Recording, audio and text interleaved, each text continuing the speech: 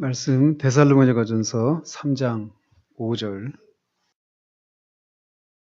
하겠습니다. 데살로니가전서 3장 5절 한 절 같이 읽고 보도록 하겠습니다. 같이 읽겠습니다. 시작. 이러므로 나도 참다 못하여 너희 믿음을 알기 위하여 그를 보내었노니 이는 혹 시험하는 자가 너희를 시험하여 우리 수고를 헛되게 할까 함이니. 오늘부터 3주, 4주 정도 이제 교회에 대해서 살피게 됩니다. 순례의 길을 걸어가는 데 있어서 교회라고 하는 것이 순례자들에게 어떤 역할을 하는 것인가, 이거를 살펴가기 시작합니다. 지난주에는 자신이 그렇게 실패한 것에 대해서 자책하고 회개하고 다시 잃어버렸던 그 두루마리를 찾고 다시 언덕으로 올라오는 그 장면이었습니다. 계속해서 보면 이처럼 불행에 빠지게 된 것을 한탄하면서 눈을 들어 앞을 바라보니 아주 웅장한 궁전이 당당하게 서 있었는데 그 궁전의 이름은 아름다움이었으며 왕의 길의 한편 가장자리에 세워져 있었습니다. 이 궁전에 하룻밤 묵고 갈 수 있지 않을까 생각하면서 크리스천이 서둘러 궁전을 향하여 걸어가고 있는 것을 나는 꿈속에서 볼 수 있었습니다. 그러나 채 얼마 가지 못해서 몹시 비좁은 길로 접어들게 되었는데 그곳에서 약 500m쯤 떨어진 곳에는 문지기가 사는 조그만 오두막집이 보였습니다. 그가 걷고 있는 좁은 길의 앞쪽을 주의 깊게 살펴보니 두 마리의 사자가 길을 막고 누워 있음을 볼 수 있었습니다. 사자들은 쇠사슬에 묶여 있었지만 크리스천은 아직 쇠사슬을 보지 못했습니다. 회의와 겁쟁이가 깜짝 놀라 되돌아선 위험이 바로 저기 있구나 하고 생각하자 크리스천은 더럽 겁이 나기 시작했습니다. 자기 앞에는 이제 죽음만 있다고 생각하면서 자신도 회의나 겁쟁이처럼 되돌아갈까 하고 궁리해 보았습니다. 자, 1번에 보면 되돌아갈까 하는 생각은 어떤 상황임을 나타냅니까? 이렇게 묻고 있어요. 결국은 왜 돌아가려고 했냐면 무서웠으니까, 그죠? 사자가 길 한가운데 양쪽에 두 마리가 있는 겁니다. 거기를 통과해야 된다고 생각하니까 무서워서 되돌아갈까 이런 생각을 해보고 있는 것이죠. 마치 물 위를 걷고 있었던 베드로가 그 뒤를 돌아보면서 일렁이는 그 파도를 보면서 이렇게 믿음이 이제 없어지면서 무서워지면서 물속에 빠져들어갔던 것과 같은 그런 상황인 것이죠. 그러니까 지금 그는 지금 보이는 상황에 의해서 지배를 받고 있는 상황인 것이죠. 그죠? 눈에 보이는 상황은 겁을 낼 수밖에 없는, 두려워 떨 수밖에 없는 그런 상황인 것이에요. 근데 이제 그런 것처럼 이제 뒤에서 이제 이것이 뭘 의미하는가 말하니까 거기서 좀 다루면서 더 얘기를 나누도록 하죠. 자, 이런 생각을 이제 속으로 하고 있는데 크리스천이 속으로 생각하면서 되돌아갈까 이렇게 멈춰선 곳에서 다시 되돌아가려고 하는 그런 모습을 보게 된 문지기가 그 이름은 경계였어요. 크리스천을 향해서 소리를 질렀습니다. 당신은 그렇게도 용기가 없으십니까? 사자들은 사슬에 매어 있으니 무서워하실 필요가 없습니다. 믿는 자들의 신앙을 시험해보고 믿지 않는 자들을 가려내기 위해서 사자들을 거기에 메어둔 것입니다. 길의 한가운데로 오시면 아무런 상처도 입지 않고 안전하게 지나실 수 있을 것입니다. 이런 외침을 이제 크리스천이 듣게 되었습니다. 여기서 말하는 문지기는 누구를 의미합니까? 문지기가 처음에 나왔죠. 좁은 문 앞에 있었던 문지기가 한 번 있었고요. 여기도 이제 문지기가 등장을 하는데 이 문지기는 누군가 경계하기 위한 목소리를 내는 사람을 가리킵니다. 그의 이름이 이제 경계이죠. 그래서 경계한다라는 얘기는 파수하는 거죠. 문을 지키는 것이에요. 근데 지금 여기서 뒤에서 나오겠지만 미리 말씀을 드리면 이 아름다운 궁전은 교회를 상징한단 말이에요. 그러니까 교회로 이 크리스천이 들어가려고 하는 그 교회 그런 상황인데, 그러니까 문지기는 교회로 들어오는 사람들을 이렇게 그 거짓된 사람들이 들어오는 것을 경계하는 그런 파수하는 그런 역할을 하고 있는 사람이 바로 이 문지기였단 말이에요. 경계라고 하는 이름에. 그러니까 이 사람이 하는 일은 교회에 거짓된 자들이 들어오지 못하도록 보호하는 일을 하는 사람입니다. 또 그런 일을 하면서 또 동시에 하나님의 진정한 백성이 그런 믿음이 연약해서 두려움이나 그런 시험에 빠져 있을 때 그를 도와주는 역할도 하는 것이죠. 그러니까 한편에서는 소극적인 측면에서는 이 교회의 이 거룩함을, 순결함을 지키기 위해서 어떤 일을 하는 그런 사람이면서 또 동시에 진정한 그런 그리스도인, 그 진정한 교인들을 돕고 세워주는 일을 하는 그런 역할을 하는 사람이다라고 말을 할 수 있는 것이죠. 그래서 이제 또 3번을 보면 이렇게 말을 하고 있어요. 사자들은 사슬에 매어 있다. 여기는 잘 안 나오는데 사실 이제 이 길 한가운데로 가려고 하는데 길 양편에 사자들이 있어요. 근데 쇠사슬에 매어 있는데 이 그 쇠사슬의 길이가 이 사자들이 아무리 발을 막 뻗어도 지나가는 사람을 해칠 수 없는 딱 그 정도의 그 길이로 쇠사슬이 매어 있는 거예요. 사실 그렇잖아요. 우리가 이 평지에서 줄을 긋고 뭐 폭이 한 1m 되는 그 줄 긋고 여기 지금 우리 통로가 한 1m 정도 되는데 여기 여러분이 걸어가는데 뭐 기우뚱 하실 분이 있으십니까? 없죠. 평지에서 이렇게 1m 간격의 그 줄을 긋고 거기를 통과하는데 몸이 불편한 분 아니고는 뭐 무서워가지고 뭐 빠지고 넘어지고 할 분은 아무도 없을 거예요. 그죠? 근데 똑같은 폭의 1m인데 이게 공중 한 10m 높이에다가 1m 그 폭의 그 길을 설치해 놓고 거기를 걸어간다라고 했을 때는 상황이 달라지죠. 그죠? 그러니까 이 사자가 지금 매어 있는데 줄을 쇠사슬에 매어 있어서 양쪽에서 지나가는 사람을 막 잡아먹으려고 아무리 으르렁거리고 발을 뻗고 손을 막 최대한 뻗어도 안 닿아요. 안 닿을 만한 그런 거리에 매어 있단 말이죠.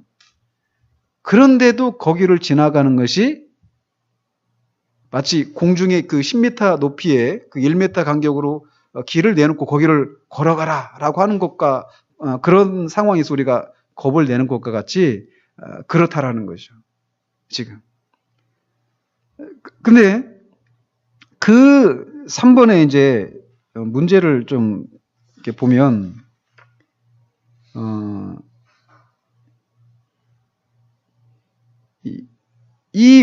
그 사자를 메어놓은 그 이유를 그렇게 설명하고 있어요.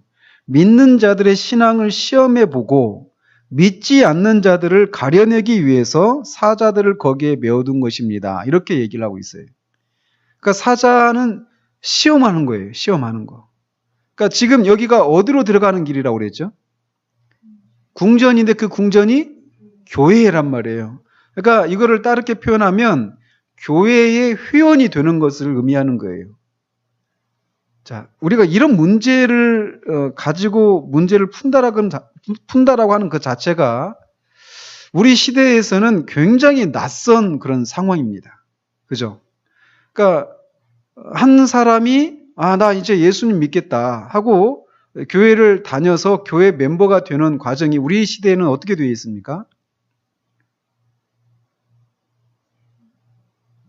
그러니까 교회 문제를 한번 보시면 교회 회원, 여기서 이제 세례교인을 말하는 거다 이렇게 말을 하고 있어요. 그러니까 교회 회원이 되려면 반드시 무엇이 있어야 합니까? 이렇게 묻고 있어요. 지금 여기서 뭐가 있어야 된다는 거예요? 답은? 지금 여기서 그 문지기가 말하고 있잖아요. 믿는 자들의 신앙을 시험해 보는 일이 있어야 된다라고 말하고 있잖아요. 그죠? 그러니까 그 사람이 신앙이 진짜 신앙인지 아닌지를 점검하는 일이 있어야 한다라는 거예요. 세례교인이 되는 일에. 그죠? 자, 그럼 우리 시대에는 왜 그렇게 시험을 해야 되느냐면, 믿음에는 진짜 믿음이 있고 가짜 믿음이 있기 때문에 그래요. 그 일시적인 믿음들, 그 겁쟁이나 그 두려움, 이 사람들도 뭐 회의나 그 두려움, 겁쟁이들, 이 사람들도 교회 안에 들어왔던 사람이잖아요. 그죠? 그러니까 교회 안에 들어올 때는 어떤 그 신앙생활에 신앙생활 하려고 할 때 느끼게 되는 어떤 그런 기쁨들이 있습니다. 그러니까 진짜 기쁨이 아닌 어떤 그런 기쁨이라 할지라도 진짜 이렇게 새로운 삶을 살려고 할 때 느끼는 그런 기쁨들이 있어요, 분명히. 자, 그런데 그렇게 들어왔는데 시험 앞에서 그들이 도망갔잖아요. 그죠? 그러니까 그들의 신앙은 일시적인 그런 신앙이었죠. 마치 씨 뿌리는 비유에 나오는 어떤 밭에 뿌려진 씨와 같은 사람들입니까? 예? 돌밭. 그죠? 돌밭에 뿌려진 씨는 뿌리를 내리긴 해요. 그죠? 그러나 해가 나오면 금방 뿌리가 얕으니까 타버리는 것처럼, 그런 것처럼 환난을 만날 때, 시험을 만날 때 그 신앙을 저버려서 그게 진짜 그 신앙이 아니었구나라고 하는 것을 이렇게 보인단 말이죠. 그러니까 시험이라고 하는 것이 양쪽에 그 두 가지 의미가 있는 거예요. 그 시험이 진짜 그리스도인은 그 시험을 통해서 정말 자기가 신앙이 있구나라고 하는 것을 확인받게 되는 그런 계기가 될 수도 있고, 신앙이 없는 사람은 그것을 계기로 해서 신앙이 없구나라고 하는 것을 이렇게 드러내는 그런 수단으로 환난이라고 하는 것이, 시험이라고 하는 것이 사용되어진다는 것이에요. 자, 그런데 그런 목적으로 이 사자를 메어놨다. 그 시험하기 위해서 그렇게 말을 하고 있는데, 말씀드린 것처럼 이거는 궁전으로 들어가는 거예요. 즉 교회로 들어가는 거, 교회 회원이 되는 건데, 이렇게 그 사람의 신앙이 진짜인지 아닌지를 점검하는 그런 과정이 있어야 된단 말이에요. 자, 그러면 우리 시대에도 이런 신앙을 한 사람이 세례를 받는 데 있어서 우리 시대에도 그런 것을 하잖아요. 그죠? 그래서 우리 교단의 헌법에 따르면 이제 학습 세례를 받고 학습을 받고 그 다음에 6개월이 흐른 뒤에 이제 학습을 받은 뒤에 이제 세례 교육을 해야 돼요. 학습 받은 사람으로서의 그런 이제 교육을 하고 소적인 그런 교육을 받고 세례 문답을 통과하고 세례를 받는 거잖아요. 그런데 이제 그런 과정에서 우리는 이 과정이 우리 시대에는 너무나도 형식적인 것이 되어버렸다라는 거예요. 그렇지 않습니까?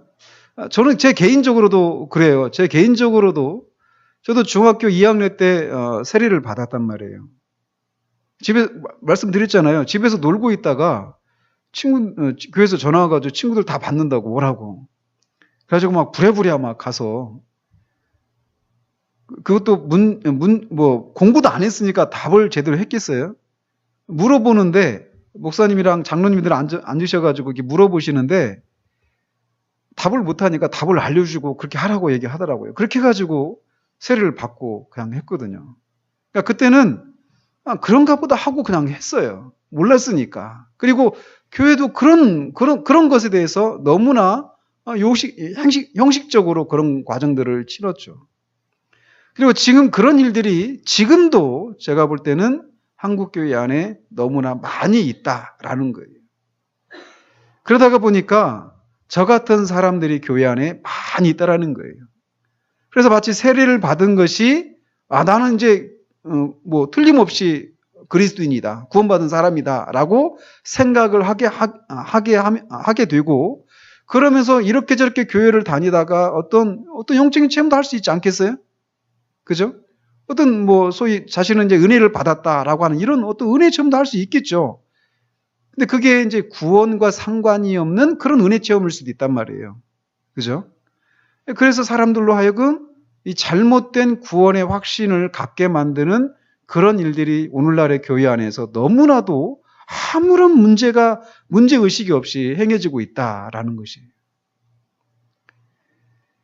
그래서 오늘은 이 부분들에 대해서 우리가 진지하게 좀 고민을 해야 되는 그런 상황들이라는 거예요. 그래서 우리가 교회 안에 이렇게 들어와서 세례를 받는 것에 대한 그 의미가 너무나 퇴색되어 버렸고, 또 세례교인이 이제 그 성찬에 참여하는 거, 이것에 대해서도 우리는 너무나 가볍게 처리되어 버리는 그런 시대를 살아가고 있고, 또 세례교인으로서 교회 안에서 행해지는 어떤 교회의 어떤 뭐 공동의회나 또는 직분을 받는다거나 뭐 어떤 교회 안에 어떤 뭐 봉사들을 할 때, 교사나 이런 거 할 때 세례교인 이상 어떤 이런 기준들을 이렇게 세워놓긴 하잖아요. 그런데 이 기준 자체가 이미 바르지 않은 그런 기준 위에 서 있기 때문에 그 모든 것들이 다 그 모든 것들 속에서 형식적인 요소들이, 부패한 요소들이 들어가 버리게 되어 있다라는 것이. 근데 오늘 한번 보십시오. 이제 그래서 이렇게 교회 회원이 되는 데 있어서는 그 사람이 정말 믿음이 있는지를 시험을 해봐야 합니다. 믿음이 있는지. 그래서 아직은 우리 교회에서는 정말 이렇게 제 소망하는 게, 누가 우리 교회 가장 첫 번째 세례교인이 될까?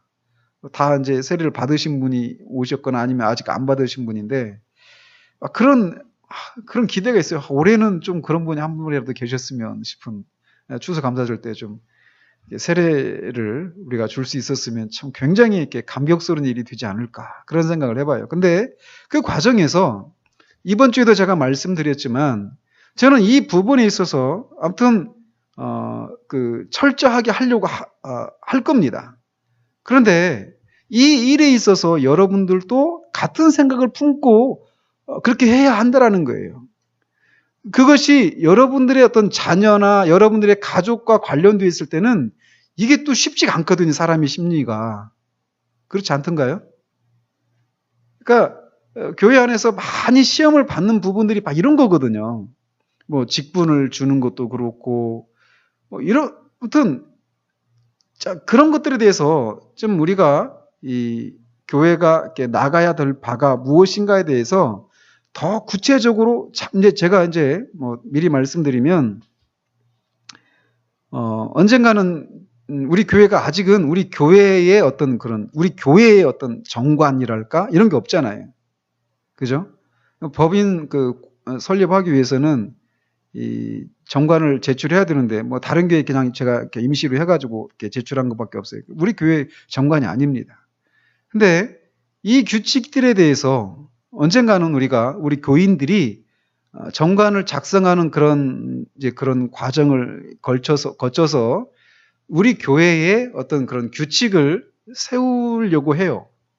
그러려면 최소한 제가 볼 때는 이 오후 예배 때 하는 교리 강좌 있잖아요. 이게 다 맞춰지면, 우리가 믿는 바가 무엇인가, 이런 것을 이제 알게 되면, 그렇다라면 그 기준에 비추어서 오늘날 우리 교회 안에서 우리가 신앙생활 하면서 아무렇지도 않게 아무런 문제의식을 가지지 않은 채 행해왔던 그 모든 것들에 대해서 이제 하나씩 이제, 우리가 잘못 알고 있었구나. 우리는 개혁교회다라고 한다면, 모든 최종적인 권위가 어디에 두고 있는 겁니까? 최종적인 권위. 우리 신앙과 삶의 유일한 규범이 뭐라고 믿는 거죠? 개혁교회는? 성경이에요, 성경. 그러니까 성경과 전통, 이거는 로마 카톨릭 입장이죠. 우리는, 개혁교회는 성경의 그 최종적인 권위를 두는 거예요. 그래서 우리가 살고 있는 이 시대의 교회에서 행해지고 있는 많은 그런 것들이 아니라 성경에서 말하고 있는 것을 따라서 우리가 교회를 해나가야 된단 말이에요. 우리 신앙에 대해서도. 그런데 그런 거 하나하나를 하려고 할 때 우리가 수십 년 동안 다른 교회에서 생활해 오면서 우리가 아무런 문제의식을 느끼지 않았던 그런 것들이 성경에 비추어 보면, 이게 없는 근거가 없구나. 이것을 이제 깨닫게 되는 일이면서 있게 된단 말이죠. 그래서 제가 이제 올해 안에는 아마 못 끝나지 싶어요. 아무튼 뭐 3주년, 내년 3주년 됐을 때는, 그때쯤이면 아마 이런 작업들을 할 수 있지 않을까, 그런 생각을 해봅니다. 그래서 그런 여러 규칙들 중에 이 세례문답, 이 과정에 대해서도 우리가 구체적으로 좀 이제 얘기를 하게 되는 그런 일들이 있게 될 거예요. 어쨌든 우리 시대는 이런 기준들, 교회에 산 사람이 교회 회원으로 받아들여지는 그 일이 우리 시대의 많은 교회들이 생각지고 있는 것처럼 형식적인 그런 것이어서는 안 된다라고 하는 것을 우리가 알아야 되겠어요. 자, 그러면서 4번에 보면 길 한가운데로 들어간다라는 것은 무엇을 의미합니까? 이렇게 얘기하는데 이제 결국 이제 이거는 결국은 교회로 들어간다라는 거죠. 그죠? 교회에 이제 가입을 한다라는 것이에요. 근데 교회 회원으로 가입하는 건데, 가입할 때는, 교회의 그런 규정들을, 따라서 이렇게 들어가는 것이죠. 그래서 이 과정, 그러니까 우리 교회가 나갈 바가 이것인데 이것에 대해서 동의하시는가라고 하는 이런 인격적인 그런 이렇게 승복의 과정을 통해서 이렇게 가는 거죠. 그래서 저는 어떤 교회를 이렇게 보면 그런 규칙들을 다 해놓고 거기다가 이제 사인을 해요. 나 여기 이 교회 규칙에 따라서 신앙생활을 하겠습니다.라고 하면서 이제 사인을 하고 이제 정식으로 교회 멤버가 되는 그런 교회들이 있어요. 아마 저도 이제 그렇게 이제 가려고 해요. 근데 지금은 아까 말씀드린 그런 이유들 때문에 아직은 그게 이제 실천이 안 되고 있는데 그렇게 우리 교회가 가려고 합니다. 이 작업은 어떤 지난주에도 말씀드린 것처럼 사도적인 가르침이 있는 교회라고 말할 때 거기에 그런 큰 원칙에 따라서 교회가 이루어져야 되거든요. 그런 의미에서 우리가 행해 나가는 것이에요. 자, 그러면서 이제 크리스천은 아주 조심스럽게 길 한가운데로 걸어가면서도 두려움에 떨고 있는 것을 나는 보았습니다. 그는 문지기가 지시한 대로 조심스럽게 길의 한가운데로 걸어갔습니다. 그러나 사자들은 으르렁거리기만 할 뿐 아무런 해도 끼치지 못했습니다. 말씀드린 것처럼 줄의 길이가 그렇게 딱 그 길이였기 때문에 그렇습니다. 크리스천은 계속 걸어가서 문지기가 살고 있는 오두막집의 문 앞에 이르러 손뼉을 치면서 그를 불러내었습니다. 5번에 보면 크리스천이 손뼉을 친 이유는 무엇입니까? 자, 여기 문제로 다루진 않았지만 크리스천이 이 길 한가운데로 양쪽에 사자가 메어 있는 그 길 한가운데로 가면서 두려워 떨면서 갔다 그랬잖아요. 그죠?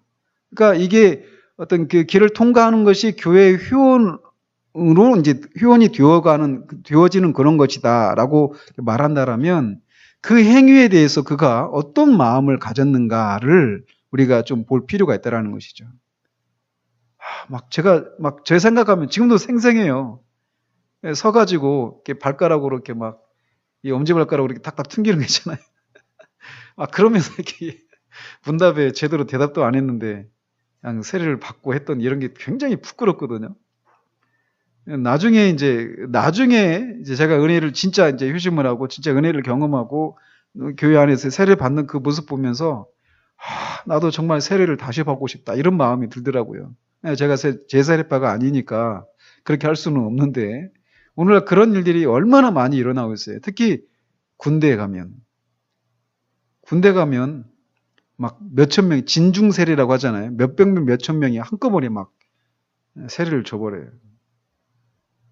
제가 알고 있는 가까운 사람도 있어요.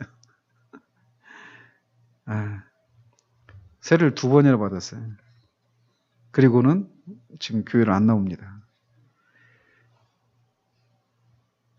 자, 근데 아무튼 이 행위, 그러니까 이 일이 그가 이렇게 두려워 떠는 일, 그러니까 이게 작은 일이 아니라는 거죠. 교회 회원이 된다라고 하는 것이, 그죠?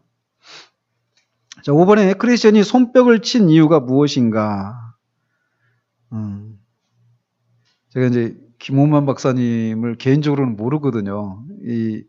이 문제가 김홍만 박사님이 쓴 책이거든요. 근데 이제 문제를 만드시는 거나 또 이제 근거 구절로 제시하는 거나 보면은 저하고 생각이 다 완전히 똑같지는 않구나 이런 생각을 해봐요. 근데 이제 손뼉을 치는 그 부분에 있어서도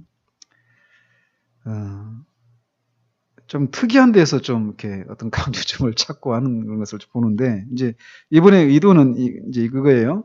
손뼉을 쳤다라고 하는 것은, 그러니까 찾고 구하는 것, 어떤 이런 것을 의미한다라고 얘기한다라는 거죠. 그러니까 아름다운 그 궁전에 들어가기를 갈망하고 소원하고 있는 것을 이렇게 막 손뼉을 치는 것으로 이렇게 드러내고 있다라는 것입니다. 그래서 이렇게 그렇게 찾고 구하는 것은 아름다운 집에 그 소중한 가치를 깨닫고 있다라는 것이고, 그런 것을 통해서 문이 열렸을 때 하나님께 감사하고 받은 것을 소중하게 다루게 되는 그런 목적이 있다라고 얘기를 하고 있습니다. 자, 이제 그가 이제 문제기한테 물어봅니다. 선생님, 이 집은 무슨 집입니까? 오늘 밤 여기에서 묵을 수는 없을까요? 그러자 문지기가 대답을 했습니다. 이 집은 언덕의 주인 되시는 분이 지으신 집인데 순례자들에게 안도감과 평안한 휴식을 보장하기 위해 세워진 집입니다. 그런데 당신은 어디에서 왔으며 어디로 가는 길입니까? 이렇게 물어보죠. 자, 6번에 아름다운 집의 기능은 무엇입니까? 이거는 이 산의 주인이 누구냐면 하나님이셔요. 하나님이 이 언덕의 주인 되시는 분이 하나님이신데 그분이 세우신 집이라는 거예요. 결국 교회인데, 교회는 성도에게 영적으로 안식과 안전을 제공해 주는 곳이다라는 것입니다.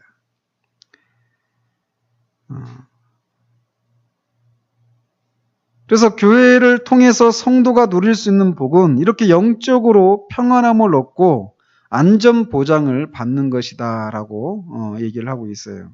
뒤에서 보면 실제로 이제 그러니까 교회는 그런 거죠. 그러니까 교회는 그리스도의 복음을 전하고 그 구원받지 못한 사람들이 구원에 이르는 이런 일을 해야 되고, 또 하나 말씀드렸잖아요. 교회 그 종교 개혁자들이 교회 참된 교회가 어떤 교회인가? 합동교단의 교회는 참된 교회인가? 아니죠. 그럼 다른 교단의 교회는 참된 교회인가? 아닙니다. 어떤 교단이냐, 뭐 장로교냐, 뭐 아니냐, 이게 어떤 그 참된 교회의 표지라고 말하지 않아요. 그 참된 교회의 표지가 뭐냐? 완전한 교회는 없습니다, 이 세상에. 완전한 교회는 없다. 완전한 교회가 있다고 하더라도 그 완전한 교회를 찾는 여러분이 가는 순간 그 교회가 완전한 교회가 안 되게 된다. 이렇게 얘기를 해요. 그러니까 이 세상에는 완전한 교회는 없다. 이렇게 얘기를 합니다. 왜? 우리가 완전한 사람들이 아니니까. 자, 그러나 참된 교회는 있다라는 거예요. 참된 교회는. 참된 교회가 뭐냐? 목사가 열심히, 목사가 어떤 사람이냐? 이런 것에 의해서 참된 교회가 결정되지 않습니다. 우리가 흔히, 막 그 교회는 막 은혜가 있어. 뭐 뜨거워. 이런 것으로 교회가 좋은가 아닌가 이런 것을 이렇게 나누잖아요. 근데 그렇게 말하지 않습니다. 참된 교회는 먼저는 말씀이 바르게 선포되어져야 돼요. 그게 참된 교회의 첫 번째 표지입니다. 뭐 십자가가 있느냐 없느냐, 성가대가 있느냐 없느냐, 우리는 뭐 주보가 어떠느냐, 뭐 예배가 언제 드려지느냐, 이런 잡다한 어떤 다른 기준들을 가지고 교회의 좋고 나쁨을 참되고 참되지 않은 것을 나누려고 하는데, 그런 것들은 기준이 아닙니다. 이렇게 먼저 말씀이 바르게 선포되어져야 돼요. 근데 그 말씀은 어떤 말씀인가? 말씀드린 것처럼 구원받지 못한 사람들이 구원에 이룰 수 있도록 하는 복음을 전해야 돼요. 말씀이라고 할 때는. 그리고 구원받은 자들이 그 말씀을 통해서 그리스도의 형상으로 자라갈 수 있도록 그들이 성장하고 진보할 수 있는 그런 말씀이 또 선포되어져야 됩니다. 그러니까 생명을 얻게 하는 일과 생명 얻은 사람들이 계속 자라갈 수 있도록 하는 이런 말씀이 균형 잡히게 같이 이렇게 말씀이 선포되어져야 되는 것이죠.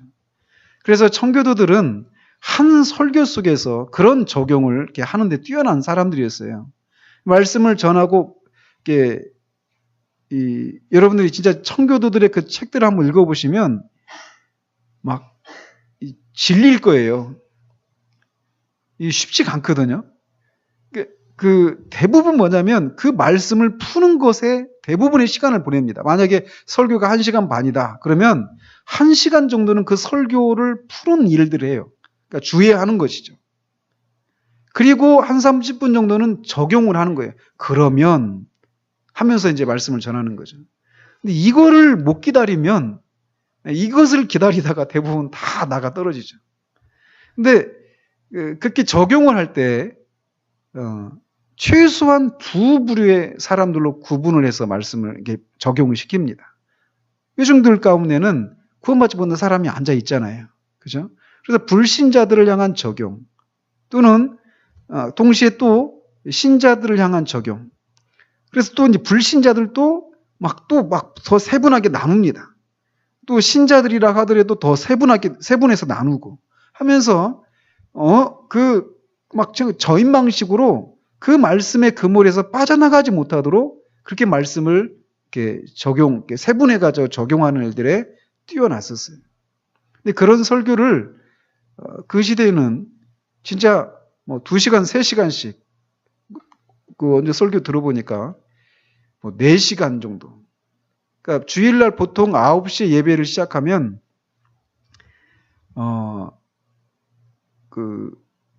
이제 오후에도 2시인가 이렇게 예배를 드리는데 교회에서 나온 얘기가 뭐냐면 9시 예배 시작하는데 제발 12시 반까지는 끝내줘라. 9시 예배를 예배예요. 9시 예배. 제발 12시 반까지는 끝내줘라. 우리도 가서 밥 먹고 좀 정리하고 와야 2시 예배 드릴 수 있지 않겠느냐. 2시 예배 때도 한 그 정도 예배 드리는 거예요. 3시간에서 4시간 예배를 드리는 거예요. 미국이 막 부흥의 시대 때 말이에요. 그래서 예배 드릴 때, 설교 시작할 때, 이 모래시계, 1시간짜리 모래시계 있잖아요. 딱 놓고 예배를 드린답니다. 그리고 한 번 뒤집는 거는 그냥 너무나 당연한 거예요. 그럼 이제 1시간 지났죠. 한 번 뒤집으면. 또 한 번 뒤집을 때 되면, 우리 그리스도를 위해서 한 번 더 뒤집읍시다. 하고 딱 한 번 뒤집고 또 한답니다.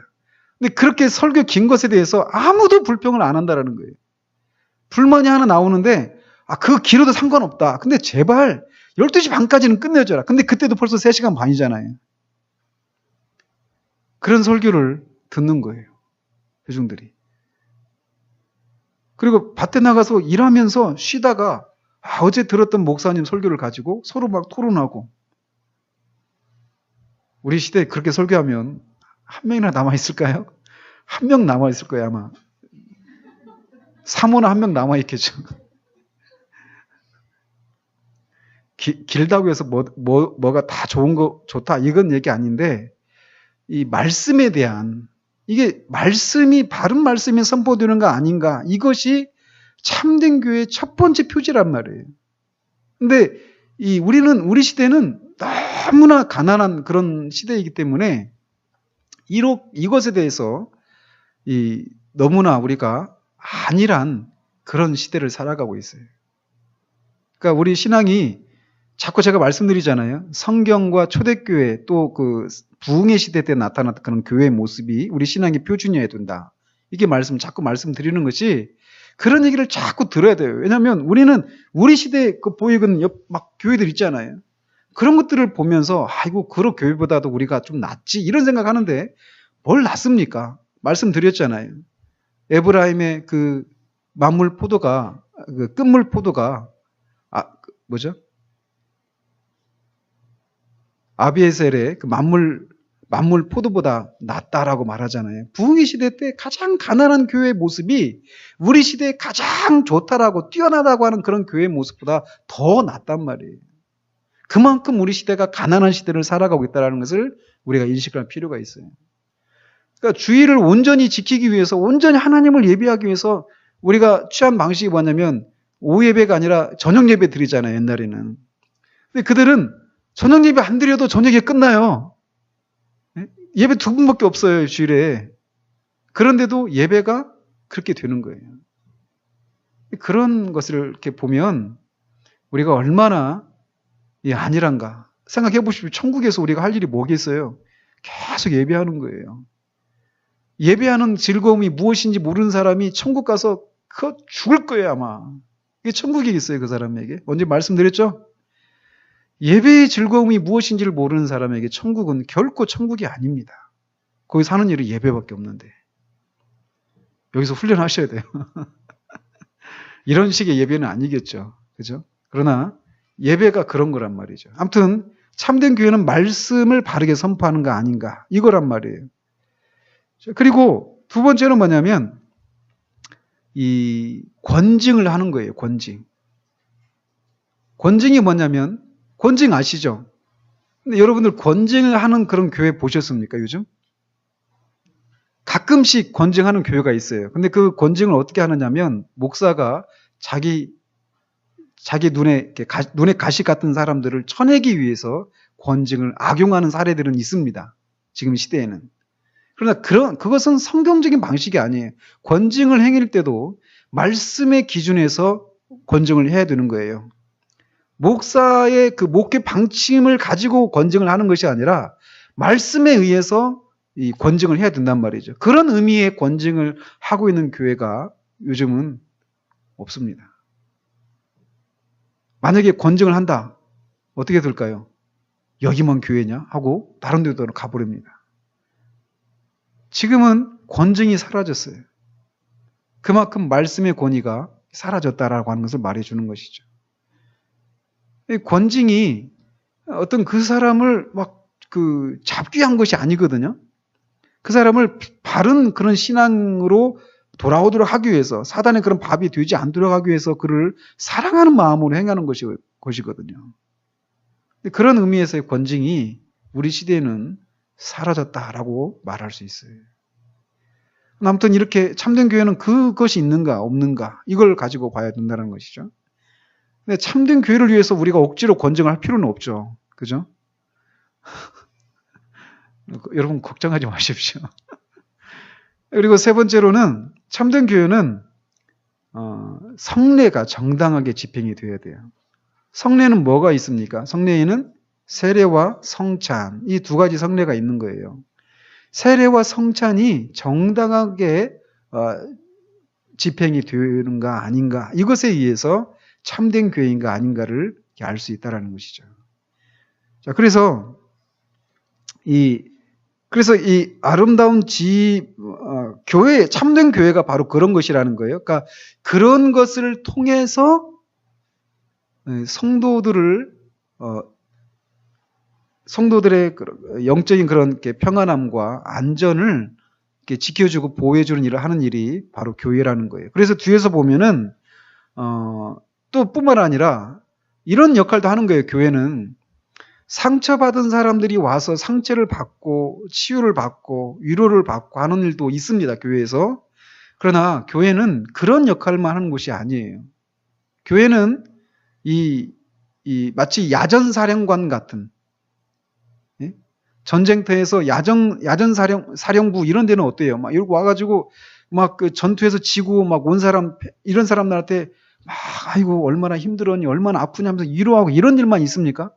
군기 빠진 막 그런 사기를 잃어버린 사람들을 막 군기를 불어 넣어주고 사기를 다시 충전해서 다시금 전쟁터로 나갈 수 있도록 그들을 다시 막 일으켜주는 일들을 해야 되는 것이 이 야전사령부에서 하는 일이잖아요. 그죠? 교회는 바로 그런 것과 같은 것이라는 거예요. 세상에서 주님의 말씀을 따라서 성령의 도움을 힘입어서 막 살다가도 영적인 그런 싸움을 하면서 우리가 지치고 때로는 막 상처도 있고 막 그렇게 와요. 근데 여기에서 그런 싸움을 다시금 싸울 수 있도록 그런 은혜를, 그런 영적인 무기를 다시금 공급받고 다시금 그렇게 나갈 수 있는 그런 일을 해야 되는 것이 바로 교회라는 것이죠. 그래서 뒤에서 보면 이 크리스천이 여기 아름다운 궁전에서 떠날 때 이 무기가 있는 그곳을 이렇게 무기고, 이거를 이제 보면서 거기서 무기를 얻어서 가거든요. 그러니까 교회는 바로 그런 곳이라는 것이죠. 교회라고 하는 것이. 자, 그리고 이제 보면 7번에 보면 그런데 당신은 어디에서 왔으며 어디로 가는 길입니까? 이렇게 문지기가 물어요. 경계 씨가. 문지기의 질문은 무엇을 확인하는 것입니까? 이렇게 이제 묻는데, 그것은 결국은 이 크리스천이 어디서 왔으며 어디로 가는 길입니까? 이렇게 묻는 것은 결국 그가 구원에 있는 은혜가 있는지 없는지를 확인하는 그런 질문인 것입니다. 그가 경건치 않은 것과 이 세상의 정욕적인 것을 버렸는지를 확인하고 경건이 그에게 있는 것인가를 점검하는 그런 질문인 것이에요. 이 얘기는 결국 그가 정말 이렇게 구원에 이른 그런 사람인가 아닌가 이거를 확인하는 그런 과정이다라고 말을 할 수가 있죠. 자, 그렇게 이제 물으니까 나는 멸망의 도시로부터 와서 시온산을 향하여 가는 길입니다. 이제 벌써 날이 저물었으므로 바라건대 하룻밤만 묵고 갔으면 합니다. 여기에서 이제 구원을 받았다라고 하는 것이 뭘 의미하는가를 이 대답 속에서도 말을 해주고 있어요.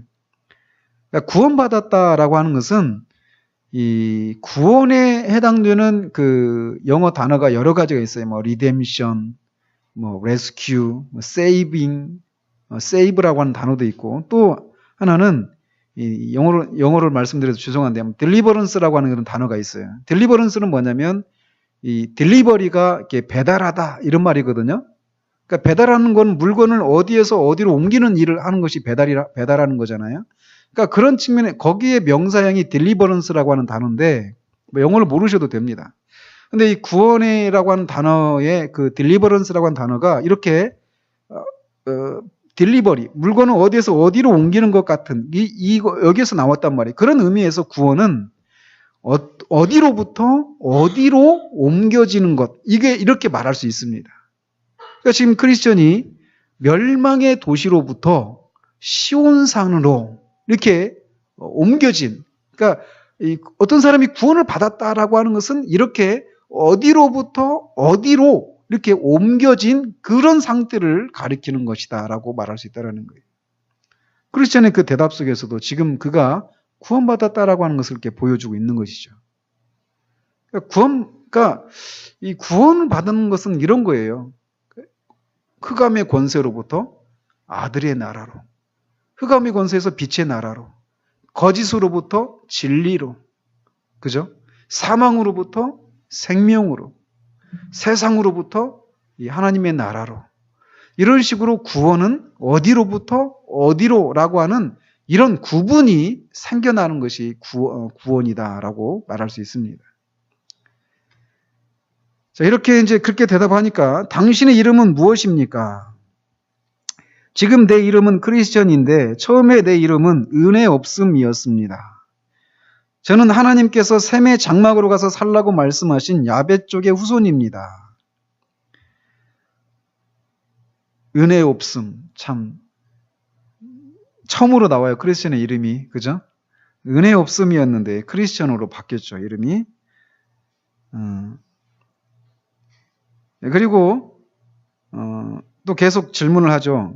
그런데 어인일로 이렇게 늦으셨습니까? 벌써 해가 저물었는데요. 그러니까 여기 올 때는 해가 저물지 않았을 때 오는 것이 통상적인 그런 것이었겠죠.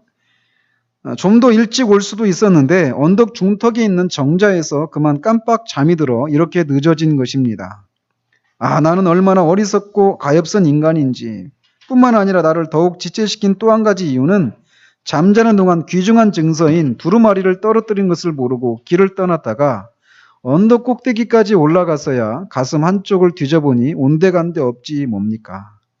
결국 저는 쓰디쓴 슬픔을 되새기며 잠자던 정자로 다시 되돌아가서 다행히도 두루마리를 다시 찾아가지고 이렇게 오는 길입니다. 그렇다면 제가 이곳의 처녀들 중에 한 분을 부르겠습니다. 그녀가 당신의 이야기를 호의적으로 받아들인다면 그녀는 이 집의 규칙에 따라 당신을 나머지 가족에게 데리고 갈 것입니다. 참 어렵죠? 그죠? 문지기가 질문하고 크리스천이 대답하는 것을 들었는데도 받아들이지 않는 이유는 무엇입니까? 8번에. 그러니까 문지기는 또 이제 교회의 이 직원을 불러서 다시 크리스천이 진정한 구원의 백성인지 그 여부를 확인하게 하는 그런 절차를 밟도록 한 것입니다. 교회의 거짓 선지자들과 위선자들이 많아지지 않도록 철저하게 심사하는 것이에요. 위선자가 교회에 많아지면 교회의 거룩성을 상실하게 되고 세상으로부터 비난을 면치 못하기 때문에 그렇습니다. 아까도 말씀드렸지만 이 절차들이 오늘날 교회 안에서 거의 형식적인 그런 절차가 되고 있어요. 그래서 제가 옛날에 한번 이렇게 가봤던 그 교회에서는 목사님이 1대1로 성경 공부를 해요. 한 사람이 교회 멤버로 들어오려면 아주 이제 얼마 동안 하는지는 모르겠어요. 근데 그 성경 공부를 통해서 그 사람의 그 신앙 고백을 이렇게 듣습니다. 제가 기억으로 6개월인가 그렇게 했던 것 같은데 그렇게 하고 신앙 고백을 이렇게 듣고 또 장로님들 앞에서 그 사람의 신앙을 또 점검을 합니다. 그러니까 그 교회는 또 장로님들이 보통이 아니에요. 장로님들이 웨스트민스터 신앙 고백서 이런 것을 강의를 합니다. 교인들한테. 그러니까 안수 집사가 되려면 거기는 이제 권사나 서리 집사 이런 게 없습니다. 그냥 안수 집사하고 장로만 있어요. 그러니까 워낙에는 장로교회가 그렇습니다. 우리는 그냥 그렇지 않죠. 그죠? 근데 장로교회의 모습이 원래 그래요. 그래서 장로도 이제 저같이 가르치는 장로가 있고 여러분이 흔히 생각하는 그 다스리는 장로, 치리 장로와 가르치는 장로 이렇게 장로도 두 부류로 나누거든요. 아무튼 그렇게 장로와 안수 집사가 있는데 거기는 그 안수 집사나 장로가 되려고 할 때 가장 먼저 하는 일이 뭐냐면 그들의 신앙 이제 그 교회 멤버로 들어오는 과정 속에서 그들의 신앙이 점검이 됐죠. 그리고 이미 이제 신앙생활을 하면서 교회 안에서 삶을 이렇게 살아가면서 교회 안에서 이제 그들의 그런 살아가는 모습들 다 봤을 거 아니에요. 그리고 이제 그 시험을 이제 보는데 신학교에서 하는 것 같이 그런 책들을 다 공부를 해야 돼요. 개육주의 제가 그때 마침 그런 거 하고 있을 때 제가 갔었는데 개육주의 인간론, 개육주의 종말론 여러분들 들어보지도 못한 책들이죠. 그런 책들을 이렇게 보고 시험을 패스해가지고 이제 돼요. 그러니까 뭐냐면 그렇게 하는 이유는 뭐냐면 그 교회 수준이 이 정도 높다 이걸 말하려고 하는 게 아니라 그 장로가 하는 일은 뭐냐면 뭔지 아십니까? 장로들이 하는 일이? 오늘 전혀 생각지도 않았던 얘기들이 지금 제가 하고 있는 거예요. 장로들이 하는 일은 뭐냐면 교인들의 그 영적인 상황을 이렇게 돌아보는 일을 하는 게 장로의 한 일이에요. 우리 교단 헌법에도 세례교인 25명당 장로를 1명 둘 수 있습니다. 의무는 아니에요. 그렇게 할 수 있다라는 것이죠. 그래서 세례교인, 그러니까 그 얘기는 뭐냐면 장로 한 분이 세례교인 최소한 25명의 그 영적인 상황들을 이렇게 돌아보고 그들을 영적으로 돌아보는데 뭐 합니까? 출석부 점검해가지고 출석했는지 아닌지 이거 보는 게 영적인 상황을 돌아보는 겁니까? 아니겠죠. 그들의 영적인 상황이 어떤지를 돌아보는 거예요. 그들이 그 각 가정이 말씀을 따라서 살아가고 있는가 이런 것들을 점검하는 일들을 하는 거예요. 그러려면 어떤 기준을 가지고 해야 되겠습니까? 말씀이에요, 말씀. 그러니까 이 말씀에 대한 이런 말씀을 이렇게 깨닫는 그런 해석할 수 있는 그런 능력이 없으면 영적인 그런 분별력이 없으면 그 일을 할 수가 없는 거예요. 그죠? 근데 오늘날 교회 안에서 장로들을 세울 때 그런 기준으로 세웁니까? 그래서 문제가 생기는 거예요. 교회가 왜 시끄러워지는가? 그 직분자들을 성경이 말하는 대로 그 기준에 따라서 세우면 되거든요. 근데 그 기준이 무너져 버렸어요. 오늘날 이 장로 이거는 인기투표죠. 솔직히 말하세요. 그렇잖아요. 얼마나 사람들한테 많이 알려졌고, 그죠? 얼마나 많은 모임에 자주 나타나고 교회 행사에 얼마나 많이 재정적인 후원을 하는가. 얼마나 그가 사회적인 그런 지위를 가졌는가. 그죠? 영적인 기준들이 없어요. 그러니까 이명박 같은 사람도 장로가 되는 거예요. 그러니까 제가 어떤 정파적인 생각을 가지고 말씀드리는 게 아니에요. 한국교회가 그러니까 교회가 문제가 생기는 거예요. 장로님들이 그분들이 어떤 성도들한테 어떤 얘기를 하면 그게 영적인 권위가 있게 들려져야 되잖아요. 그죠?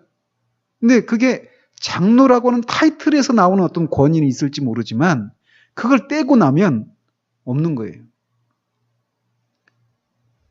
그것이 한국교회 오늘날 큰 문제 중에 하나예요. 그래서 제가 결혼해가지고 저희 집에서 성경 공부를 했었어요. 여기랑 이제 몇몇 사람이 성경 공부했는데 처음 모임하면서 그런 얘기를 했어요. 우리는 다 나중에 교회에서 장로가 되고 권사가 될 사람들이다.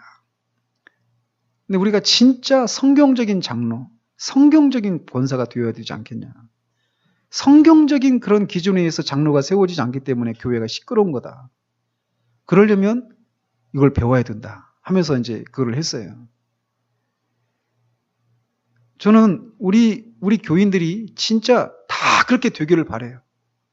다 한 사람을 붙들고 정말 말씀으로 그 사람들을 세워줄 수 있는 사람. 우리가 그렇게 돼야 되잖아요. 한 사람이 성숙했다라고 하는 것이 그런 거 아니겠어요? 어떤 사람들이 영적인 상황이 어떤 그 위기에 빠졌을 때 그게 그렇게 하면 안 되는데 라고 하는 어떤 경계를 그렇게 막 주의를 줄 수 있는 그런 영적인 분별력도 있어야 되고 어떤 그 어려움에 빠지는 상황 가운데 그 상황은 이런 상황인데 이런 상황에서는 이러이러한 것들이 필요하다라고 하는 어떤 조언을 해줄 수 있고 영적인 그런 충고를 해줄 수 있는 그런 것이 있어야 되지 않겠어요? 그죠? 그래서 우리가 하는 거예요. 그래서 우리가 그 배우는 거에 우리가 열심을 내야 되는 거죠. 물론 이게 지적으로만 그렇게 쌓아서 되는 게 아니에요, 이거는. 그런 것과 함께 또 하나님과의 그런 관계를 통해서 하나님 그 영적인 그런 비밀을 이렇게 알고 있는 이런 것들이 우리 가운데 있어야 되죠. 그래서 제가 여러분들한테 어떤 일종의 비전이라면 비전이죠. 우리가 그런 사람이 되어야 되는구나. 이런 것을 지금 제시를 해드리는 거예요. 그래서 우리 교회가 10년, 20년 그때까지 있겠죠. 그죠? 그렇게 되어졌을 때 저도 그렇고 여러분들도 그렇고 정말 이렇게 뒤에 오는 사람들이 우리의 자녀들이나 새로 들어올 사람들이 있겠죠. 그들이 우리들의 모습을 보면서 우리들이 하는 어떤 말 이런 것 속에서 어떤 영적인 권위를 느끼고 그들이 어떤 위기를 만났을 때마다 그 사람들을 찾아가 가지고 어떤 도움을 받을 수 있다라고 하는 그런 기대를 할 수 있는 그런 사람들이 우리가 되어야 한다는 것이죠. 자,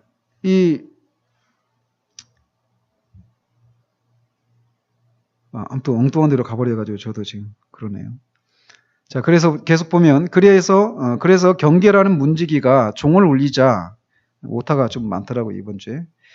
그 소리를 듣고 분별이라는 이름의 아름답고 조심성 있는 아가씨가 나와서 무슨 일이냐고 물었습니다. 그러자 문지기가 다음과 같이 설명해 주었습니다.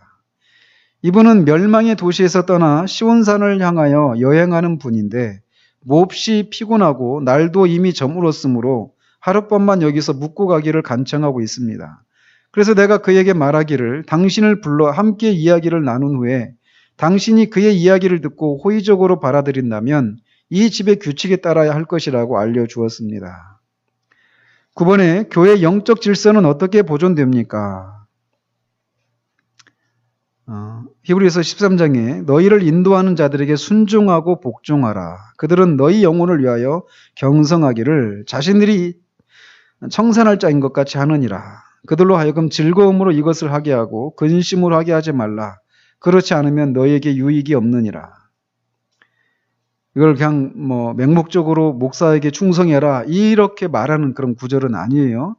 그러나 어쨌건 하나님께서는 교회의 질서를 세우기 위해서 교회 안에 그런 영적인 질서를 세워두신 건 사실입니다. 그래서 교회는 그렇게 교회에 세워진 직원들을 통해서 질서가 유지되는 거예요.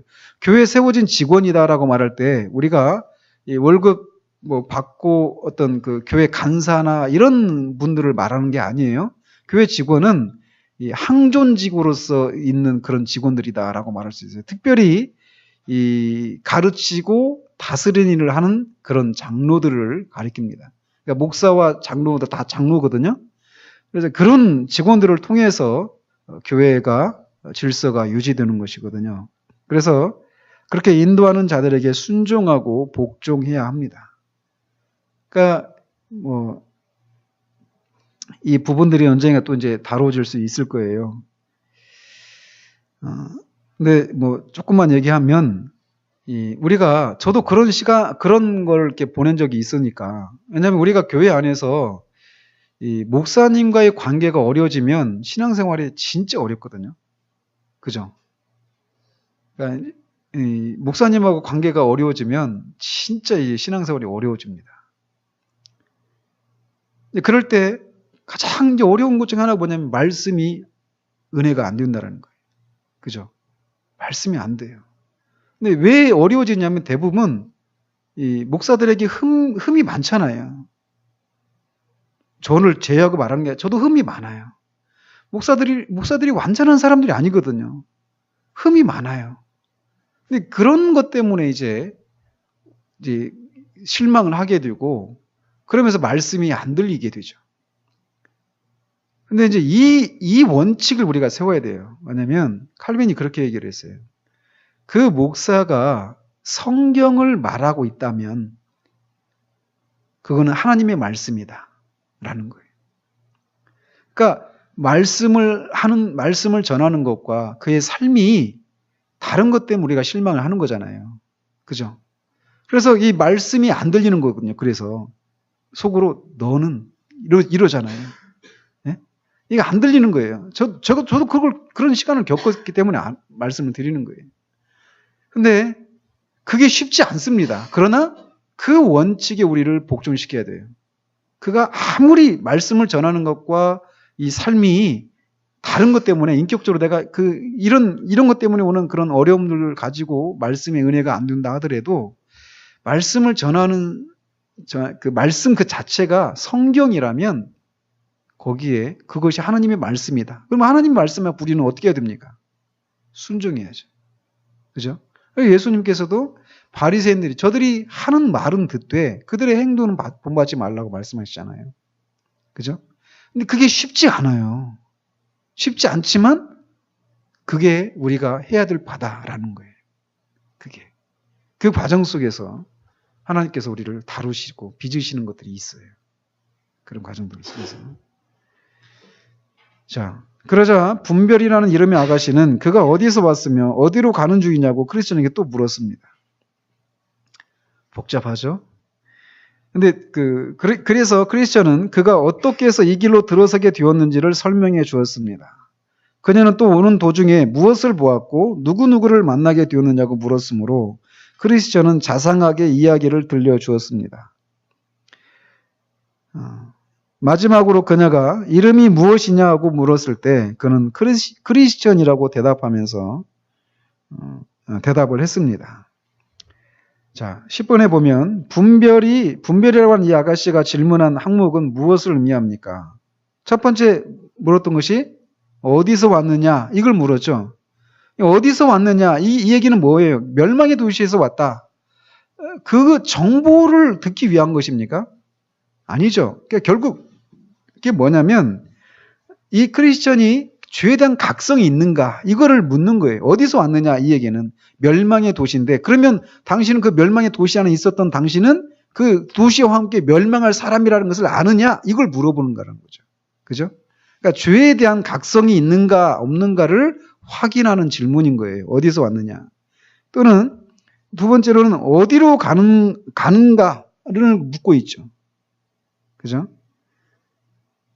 그래서 이 죄에 대한 각성이 진짜 있었다라면 그의 소망이 뭘까요? 죄로부터의 해방이죠. 그죠? 그래서 그가 찾고 있는 것이 무엇인가? 영원한 생명을 얻기 위해서 이 순례의 길을 들어섰는가? 이거를 확인하고 있는 것입니다. 그죠? 그리고 무엇을 보았느냐? 이 얘기는 십자가의 체험을 했는가? 이것을 물어보는 질문이라고 할 수도 있습니다. 그리고 누구누구를 만나느냐? 이 질문들 속에 이 질문들 속에서 이제 그를 인도해 준 그 전도자를 만났는가? 이걸 이제 물어보는 거냐고 이렇게 물어보는데, 저는 이 질문보다는 김홍준 박사님은 그렇게 누구를 만났느냐 이거를 이렇게 이거를 이제 중심으로 얘기를 했는데, 저는 이름이 뭐냐라고 물어보는 것에 좀 저는 이렇게 더 이렇게 초점을 맞추고 싶어요. 당신의 이름이 무엇이냐? 문지기가 물어보죠. 그리고 또 여기서도 이 분별이라고 하는 아가씨가 물어보잖아요. 크리스천이다. 예전에는 은혜가 없었는데 지금은 크리스천이다. 이렇게 얘기한단 말이에요. 그 얘기가 뭡니까? 자기가 누구인가? 그죠? 자기가 옛날에는 은혜가 없었던 사람이지만 이제 십자가의 체험을 통해서 그리스도를 통해서 자기가 구원받은 그리스도인이 되었다라고 하는 이 자기 정체성. 그죠? 이전에는 죄인이었지만 지금은 시온성을 향해 가는 그런 그리스도인이다라고 하는 자기 정체성을 그가 분명하게 알고 있는가라는 거예요. 그죠? 그래서 세례를 받을 때도 질문하잖아요. 여러분이 그렇게 죄인인 걸 믿느냐? 하나님 심판 앞에 알이 있다라는 것을 믿느냐? 예수님을 믿느냐? 그죠? 그래서 이제 그 교회에 순종하고 이 하나님의 말씀을 따라 살겠나? 이렇게 묻잖아요. 그런 질문들을 하고 있는 것입니다. 자, 마지막으로 듣자 하니 이 집은 언덕의 주인 되시는 분이 순례자들의 휴식과 안전을 위해서 세운 집이라고 하니 하룻밤만 여기서 묵고 가기를 간절히 소망하느라고 크리스천이 말을 했습니다. 그러자 아가씨는 미소를 지었는데 아름다운 두 눈에는 눈물이 어려 있었습니다. 이 분별이라고 하는 아가씨가 눈물을 글썽거린 이유는 무엇입니까?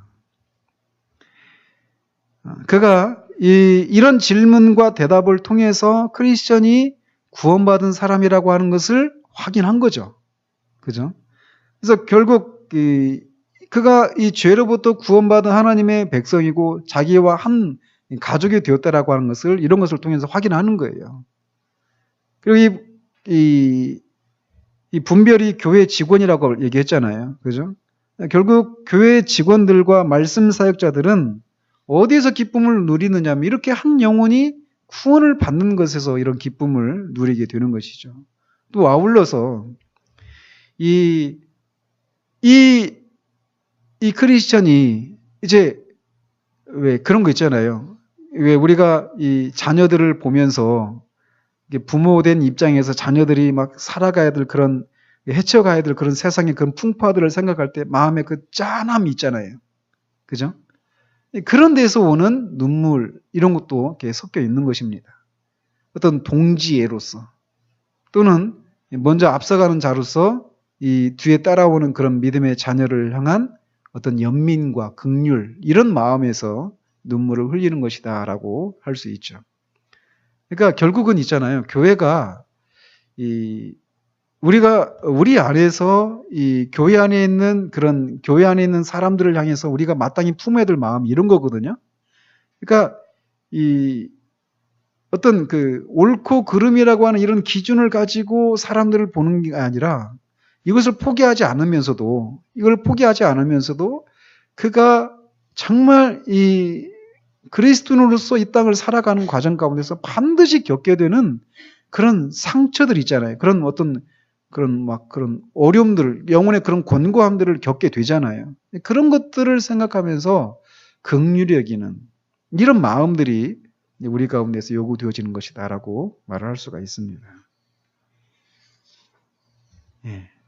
여기까지 보도록 하겠습니다. 다음 주에는 여기서 이제 그 크리스천이 다른 지체들과의 만나고 교제를 하고 여기서 또 이제 순례길을 계속 갈 수 있도록 이제 필요한 것들을 무기를 공급받고 하는 이런 과정들이 있는데 계속 살펴보도록 하겠습니다. 기도하겠습니다. 하나님 아버지, 크리스천이 이제 아름다운 궁전, 즉 교회로 들어가는 장면을 우리가 살펴보았습니다. 그가 교회의 회원이 되어져가는 그런 과정들 속에서 교회는 그의 신앙의 진실함의 여부를 이런저런 질문을 통해서 묻는 그런 과정들을 살펴보았습니다. 우리 시대 가운데 그런 부분들이 너무나 형식화되어 버린 이런 현실들을 우리가 생각하면서 이런 부분에서도 우리가 정말 교회의 거룩함과 순결함을 지키기 위하여서 이런 부분에서도 우리가 정말 깨어 있어야 됨을 생각하게 되었나이다. 하나님 아버지, 우리가 너무나도 모든 것이 이렇게 무너지고 어그러지는 그런 시대 가운데 살아가고 있사온데 하나님, 이 말씀을 배워가면서 우리에게는 교회가 이 시대 가운데 어떤 모습으로 되어져야 되는지에 대해서 우리가 생각을 같이 하게 하시고 그렇게 교회의 거룩함을, 순결함을 지키기 위하여서 교회의 교회됨을 지키기 위하여서 목사 한 사람이 아니라 우리 교인 모두가 마음을 같이 하고 그렇게 해 나갈 때 그렇게 되어진다는 것을 기억하며 우리의 자리에서 그렇게 교회의 교회됨을 지키기 위하여서 애를 쓰는 우리 모두 될 수 있도록 주님 도와주시기 원합니다. 이렇게 여러 가지 고난을 헤치고 여기에 들어온 그를 바라보는 그 분별이 품었던 그 마음을 우리 서로를 향해서 우리가 품을 수 있도록 주님 도와주셔서 이 안에서 정말 서로가 위로를 얻고 힘을 얻고 서로를 통해서 힘을 얻는 그런 교제가 있을 수 있도록 주님 도와주시기 원합니다. 예수 그리스도 이름으로 기도합니다. 아멘.